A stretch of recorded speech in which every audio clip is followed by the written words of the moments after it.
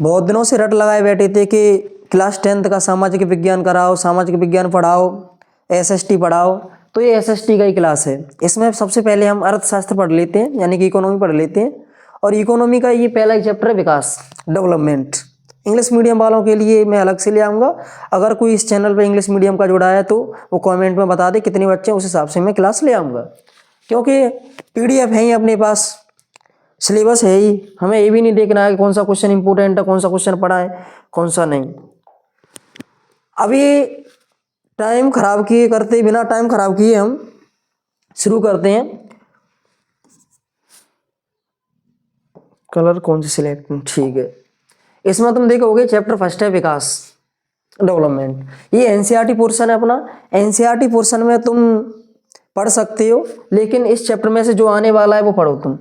मैंने पहले ही इसमें हाईलाइट कर लिए हैं, ये एनसीईआरटी पोर्शन है। इस चैप्टर में जो इंपॉर्टेंट है वो मैं तुम्हें बता दूंगा।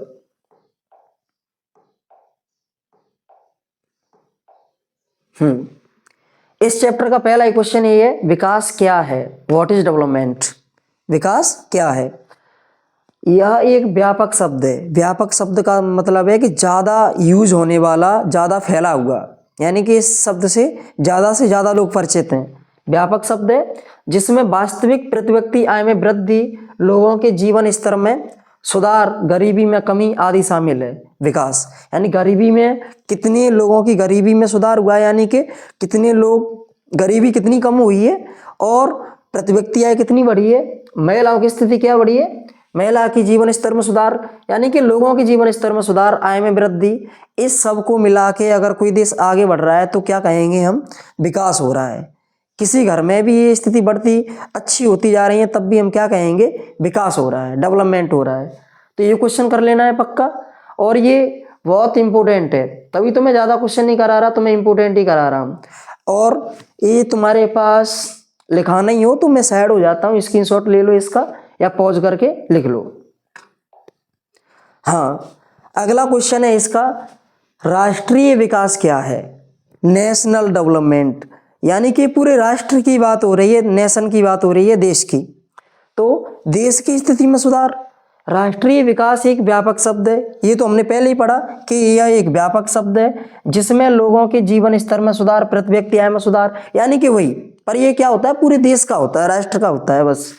अगला क्वेश्चन इसका, ये हमारा दूसरा क्वेश्चन हुआ। इसका कौन सा क्वेश्चन हुआ, दूसरा इंपोर्टेंट क्वेश्चन में। और यही कर लो तुम, MP, UP, राजस्थान, इन बोर्ड्स के लिए ये क्वेश्चन काफ़ी हैं। नहीं तो देख लेना पेपर के बाद, फाइनल में तुम्हें इन्हीं में से मिलेगा। औसत आय या प्रति व्यक्ति आय क्या है। अरे भाई, ये क्वेश्चन इतना इंपॉर्टेंट है जिसके बारे में कुछ नहीं कह सकता। औसत आय यानी कि एवरेज इनकम या पर कैपिटा इनकम, प्रति व्यक्ति आय। तो क्या करते हैं, प्रति व्यक्ति आय निकालने के लिए हम पूरे देश की जितनी इनकम है, पूरे देश की आय में देश के लोगों का भाग दे देंगे, यानी कि जनसंख्या का भाग दे देंगे, तब हमें क्या प्राप्त होगा, प्रति व्यक्ति आय। जब कुल राष्ट्रीय आय को कुल जनसंख्या से भाग दिया जाता है तो उसे प्रति व्यक्ति आय कहते हैं। प्रति व्यक्ति आय का फॉर्मूला क्या बना, राष्ट्रीय आय में किसका भाग कर दो, जनसंख्या का, यानी कि देश की कुल जनसंख्या का। तो ये क्वेश्चन तुम इस पर भले ही 2026 लिख लो और 2026 लिख लो, इसको मैं अपलोड कर दूंगा तो तुम मिला लेना कि आया है कि नहीं। मैं खुद मैच कराऊंगा कि देखो ये क्वेश्चन मैंने कहा था कि इस साल आएगा, इस साल आएगा ये, और देखो आ गया। भरोसा करो, याद करो ये। अगला क्वेश्चन है, विश्व विकास रिपोर्ट के अनुसार कितने देशों को अमीर देश की श्रेणी में रखा गया है। यानी कि अमीर देश किसको कह सकते हैं, अमीर देश किसको कह सकते हैं। तो 2010 में प्रति व्यक्ति आय जिन देशों की 12,276 अमेरिकी डॉलर और उससे अधिक वाले देशों को अमीर देश कहा जाता है। विश्व विकास रिपोर्ट में भारत को किस श्रेणी में रखा गया है, तो भारत को ना तो अमीर में रखा गया ना गरीब में रखा गया, बीच में रखा गया है। इसको क्या बोलते हैं, विकासशील। तो भारत की प्रति व्यक्ति आय कितनी है अभी, $1,005 है, या उससे कम भी हो सकती है, इसलिए इसको किस में रखा गया है, मध्यम में। यानी कि हमारा देश कौन सा है अभी, विकासशील देश है। अगला क्वेश्चन, जब तक तुम ये स्क्रीनशॉट ले सकते हो। हाँ, अगला क्वेश्चन ये है अपना, शिशु मृत्यु दर क्या है। अगर तुमने एनसीईआरटी की किताबें पढ़ी होंगी तो ये तीनों क्वेश्चन लगातार हैं। इसको निबल अनुपात भी बोलते हैं। इसको क्या बोलते हैं? निबल अनुपात। गांव में कहते नहीं ये बड़ा निबल है, यानी कमजोर है। निबल अनुपात भी बोलते हैं नेट अटेंडेंस को।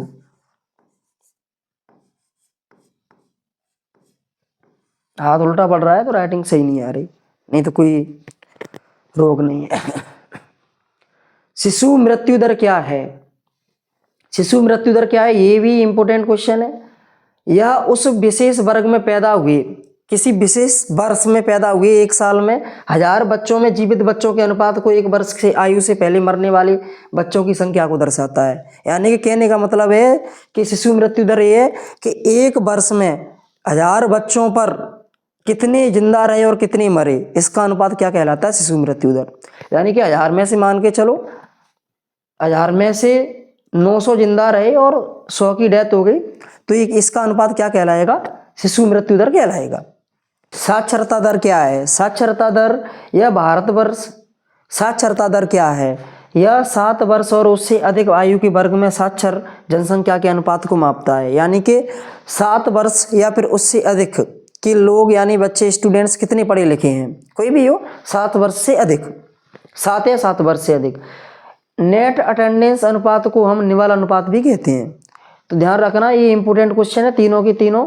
नेट अटेंडेंस अनुपात को हम निबल अनुपात भी कहते हैं। तो देखो, 6 से 10 वर्ष की आयु के वर्ग के स्कूल जाने वाले बच्चों की कुल संख्या है, जो समान आयु के वर्ग कुल के बच्चों की संख्या के प्रतिशत के रूप में।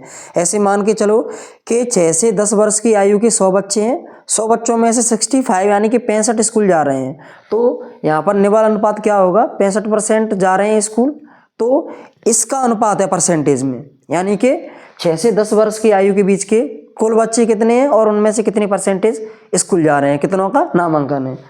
सकल नामांकन अनुपात एक कम इम्पोर्टेंट है, इसलिए मैंने इसको 1 स्टार से चिन्हित किया है। प्राथमिक, माध्यमिक, उच्च शिक्षा के लिए नामांकन अनुपात है कि कितने लोगों ने नामांकन कराया है, एडमिशन कराया है। बीच में रिकॉर्डिंग रुक रहा है तो पहले चेक कर लूँ, चल रहा है। तो देखो, किस भारतीय राज्य में शिशु मृत्यु दर सबसे कम है? केरल में। केरल में शिशु मृत्यु दर कम क्यों है? क्योंकि वहाँ के लोग शिक्षित हैं, साक्षरता दर उसकी अधिक है। अगर पेपर में तुम्हारे में ऐसे भी आ जाए कि सबसे ज़्यादा साक्षरता दर कहाँ है, तो एनसीईआरटी बुक के अनुसार हम केरल लगाएंगे। वैसे अलग हो गया है, चेंज हो गया है, लेकिन एनसीईआरटी बुक में केरल दिया है तो केरल के हम ऑप्शन ही टिक करेंगे।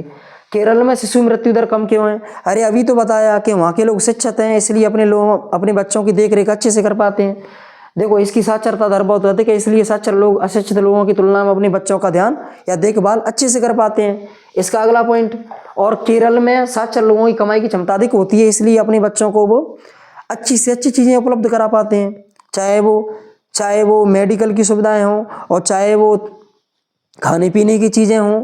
तो अच्छा खाएंगे और अच्छी मेडिकल सुविधाएं लेंगे तो जीवन अच्छा रहेगा। तो इसलिए शिक्षित लोगों का जीवन हमेशा अच्छा रहता है। और अगला क्वेश्चन है सार्वजनिक वितरण प्रणाली। तो ये सरकार का एक कार्यक्रम है जिसमें लोगों को खाद्य यानी कि खाने की चीज़ें बांटी जाती हैं गरीब लोगों को, तो इसी को हम सार्वजनिक वितरण प्रणाली कहते हैं। मानव विकास सूचकांक, भाई इस पे लिख लो भले ही 2026 तुम, जिसको क्या बोलते हैं हम, HDI भी बोलते हैं, ह्यूमन डेवलपमेंट इंडेक्स। इसमें क्या होता है कि कौन सा देश किस रैंक पे, ऐसे रैंक यहाँ पर दी जाती है। तो इसको देखो, यह विश्व बैंक के द्वारा तैयार किया सूचकांक है। HDI को कौन तैयार करता है? विश्व बैंक। ये ध्यान रखना, जिसके तहत दुनिया के सभी देशों को प्रति व्यक्ति आय और जीवन प्रत्याशा साक्षरता दर, यानी कि HDI किन किन फैक्टर्स पर डिपेंड करता है?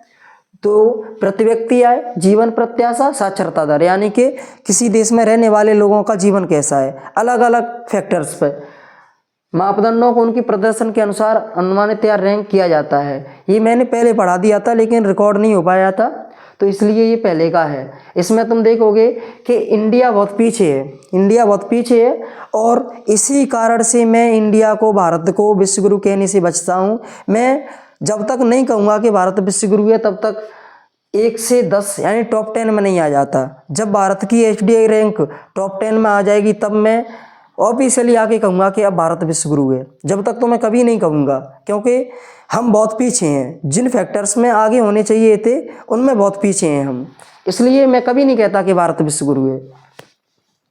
मानव विकास सूचकांक के 3 घटक क्या हैं? अरे 3 घटक यही तो हैं, प्रति व्यक्ति आय, जीवन प्रत्याशा, साक्षरता दर, ये 3 घटक हो गए। अगला क्वेश्चन देखो तुम। अगला क्वेश्चन है सतत विकास क्या है, या फिर सतत पोषणीय विकास क्या है? सस्टेनेबल